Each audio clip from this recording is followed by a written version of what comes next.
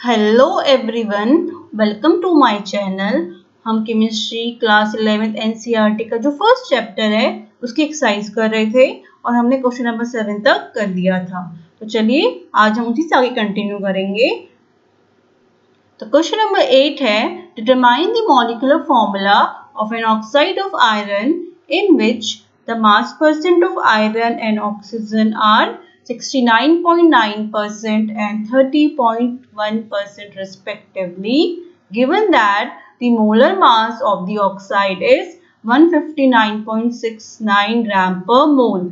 हमें क्या बताना है, इसमें मॉलिक्यूलर फॉर्मूला निकालना है किसका, ऑक्साइड ऑफ आयरन का। और हमें गिवन क्या है, mass percent of iron given है, mass percent of oxygen given है और मोलर मास गिवन है किसका, ऑक्साइड का। वो कितना दिया है, 159.69 ग्राम पर मोल। तो ऐसा ही क्वेश्चन हमने पहले भी किया था, बट उसमें हमें क्या डिटरमाइन करना था, एम्पिरिकल फॉर्मूला, और इसमें डिटरमाइन करना है हमें मॉलिक्यूलर फॉर्मूला। तो स्टेप्स तो वही फॉलो होंगे, बट कुछ स्टेप्स इसमें और ऐड हो जाएंगे। क्यों? क्योंकि यहाँ पे हमें मॉलिक्यूलर फॉर्मूला निकालना है। तो चलिए स्टार्ट करते हैं क्वेश्चन को। तो स्टेप वन क्या होगा हमारा, convert mass percent into grams। तो हमें क्या करना है, जो हमें मास परसेंट गिवन है इसको ग्राम में कन्वर्ट करना है। कैसे करेंगे, देखिए यहाँ पे ये कितना है, 69.9% है और ये 30.1% है। तो इनको ऐड करेंगे तो कितना टोटल आ जाएगा, 100 आएगा। इसका मतलब अगर टोटल हमारा 100 ग्राम कोई भी ऑक्साइड ऑफ आयरन है तो उसमें हमारा Fe कितना है, आयरन कितना है, 69.9 ग्राम और 30.1 ग्राम क्या होगा, हमारा ऑक्सीजन होगा। तो यहाँ से हम लिख सकते हैं ना, मास ऑफ आयरन वो क्या होता है, Fe लिख सकते हैं 69.9 gram and mass of oxygen लिख सकते हैं हम 30.1 ग्राम। ठीक है, तो सेकंड स्टेप की तरफ मूव करते हैं। स्टेप सेकंड क्या है, calculate the number of moles of each element. इसका मतलब क्या हुआ, हमें यहाँ पे जो दोनों एलिमेंट्स हैं Fe और ऑक्सीजन, इन दोनों की क्या कैलकुलेट करने पड़ेंगे, नंबर ऑफ मोल्स। और मोल्स का फॉर्मूला क्या होता है, मास अपॉन एटॉमिक मास। ठीक है, तो मोल्स निकालेंगे सबसे पहले हम Fe के, तो मोल्स ऑफ Fe का मास कितना गिवन है हमें, 69.9 और एटॉमिक मास होता है Fe का 55.85। इसे सॉल्व करके कितना आएगा, 1.25 मोल। ठीक है, अब हम निकालेंगे मोल्स ऑफ ऑक्सीजन। ऑक्सीजन का मास कितना गिवन है, 30.1 और एटॉमिक मास कितना होता है, 16। इसे सॉल्व करेंगे तो कितना आएगा, 1.88 मोल। अब जो थर्ड स्टेप होता है हमारा, उसमें हम क्या करते हैं, जो भी हमारी मोल्स की वैल्यू आए रहती है उनमें जो स्मॉलेस्ट नंबर होता है उससे हम क्या करते हैं, दोनों ही मोल्स को डिवाइड कर देते हैं। ठीक है, तो स्टेप थर्ड होगा हमारा, divide moles bye smallest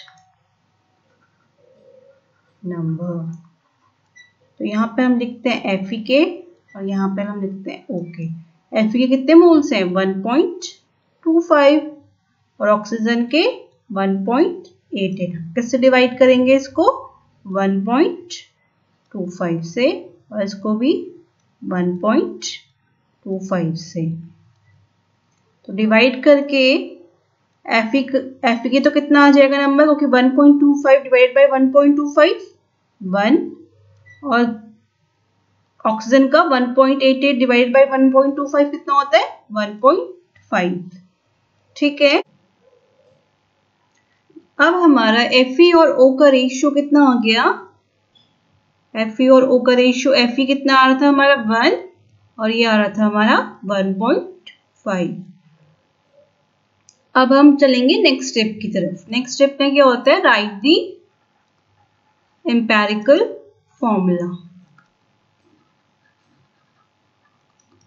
empirical formula, तो देखिए बच्चों, कभी भी आपने देखा होगा कोई भी फॉर्मूला जब हम लिखते हैं तो उसको हम डेसिमल में तो कभी लिखते नहीं है, तो हम क्या करेंगे, इसको चेंज करेंगे होल नंबर में। ठीक है, तो इसे हम क्या लिख सकते हैं, 1.5 को 15/10 लिख सकते हैं ना, तो इसे 5 से कट कर देंगे, 50 10 50 15, 2 को यहाँ भेज देंगे, तो ये कितना आ जाएगा, Fe2O3 बन जाएगा। ठीक है, तो ये हमारा क्या आ गया, एम्पेरिकल फॉर्मूला।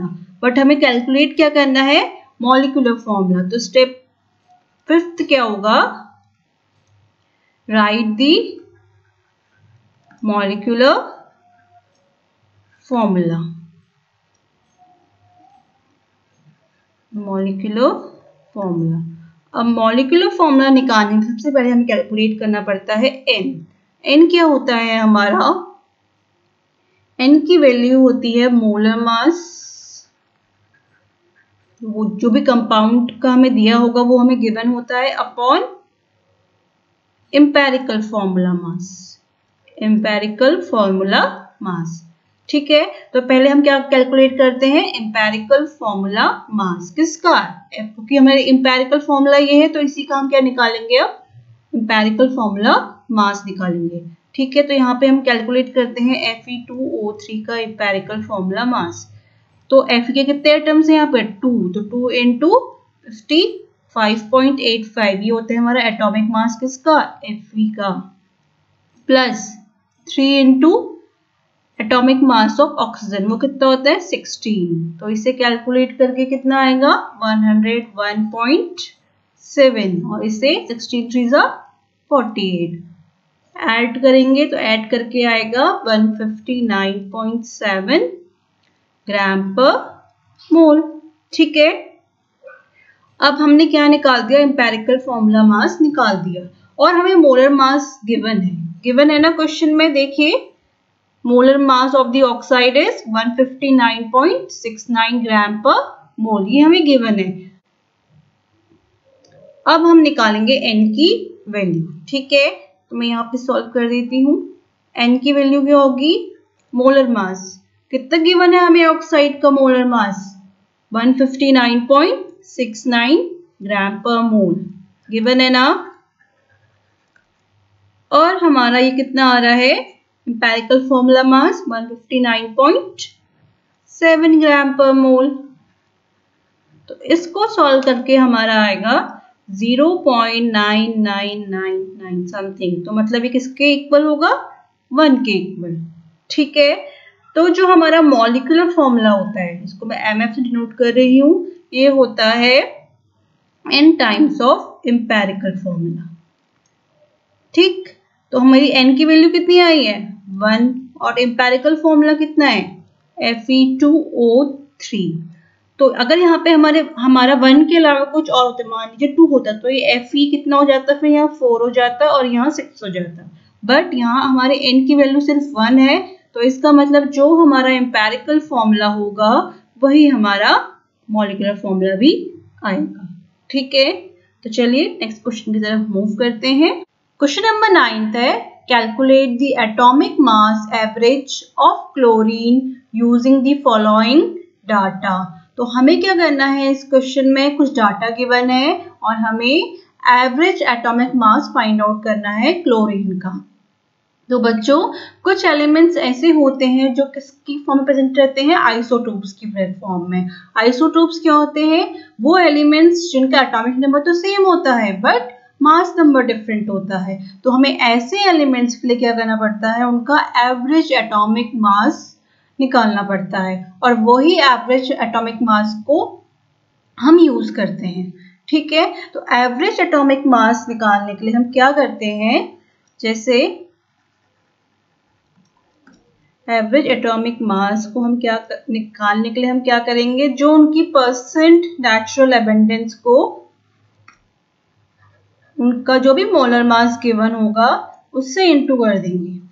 ठीक है, जितने भी आइसोटोप्स प्रेजेंट होंगे और उनको क्या कर देंगे फिर ऐड करते जाएंगे। जैसे यहाँ पे क्लोरीन के 2 आइसोटोप्स प्रेजेंट है, क्लोरीन 35 और क्लोरीन 37, ठीक है। तो यहाँ पर हम क्या करेंगे, इन दोनों के ही नेचुरल जो अबेंडेंस है, पहले क्या करेंगे उसकी नेचुरल अबेंडेंस को उसकी मोलर मास से मल्टीप्लाई करेंगे, पहले 35 के लिए फिर वैसी 37 वाले के लिए, और फिर उन दोनों को ऐड कर देंगे, जो भी हमारा आंसर आएगा, ठीक, तो वही हमारा क्या होगा, एवरेज एटॉमिक मास होगा।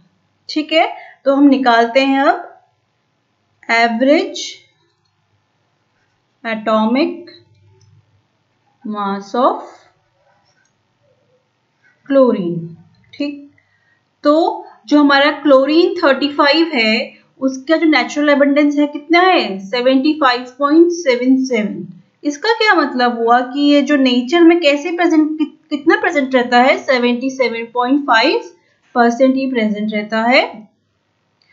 और इसका मोलर मास कितना गिवन है, 34.9689। तो दूसरा आइसोटोप कौन सा है क्लोरीन का, क्लोरीन 37। ठीक है, तो इसमें भी सेम करेंगे, इसका नेचुरल एबंडेंस कितना है, 24.23% इंटू 36.9659। अब देखिए यहाँ कितना है, 75.77%, तो हम इसको लिख सकते हैं 75.77 अपॉन 100, क्योंकि जहाँ पे परसेंट दिया रहता है उसका मतलब अपॉन 100 में जाएगा वो, तो 75.77 अपॉन 100 इंटू 34.9689 प्लस 24.23%, तो ये भी क्या जाएगा अपॉन 100 इंटू 36.9659।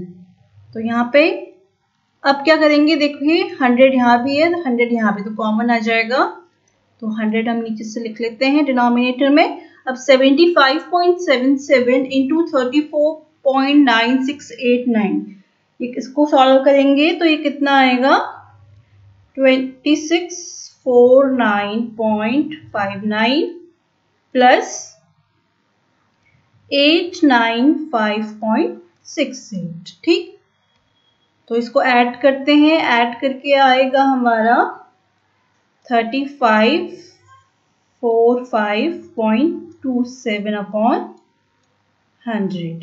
ठीक, अब नीचे अगर 100 है तो ऊपर डेसिमल लेफ्ट की तरफ मूव करेगा, तो 2 मूव करेगा, तो ये कितना आ जाएगा, 35.4527 यू किसकी यूनिट होती है, एटॉमिक मास की। तो यहाँ पर हमारा जो एवरेज एटॉमिक मास आया क्लोरीन का वो कितना आया, 35.4527 यू। और यही मास हम क्लोरीन 35 वाले आइसोटोप के लिए भी यूज करेंगे और क्लोरीन 37 वाले के लिए भी यूज करेंगे। ऐसे ही हम और एलिमेंट्स के लिए निकाल सकते हैं, जैसे कार्बन होता है, कार्बन की भी 3 आइसोटोप्स होते हैं, C12, C13 और C14। तो वैसे ही उसके लिए भी हम क्या निकाल सकते हैं, उसका एवरेज एटॉमिक मास निकाल सकते हैं। होप आपको ये क्वेश्चन समझ में आए होंगे। If you like my videos please share and subscribe my channel. Thanks for watching. Have a nice day.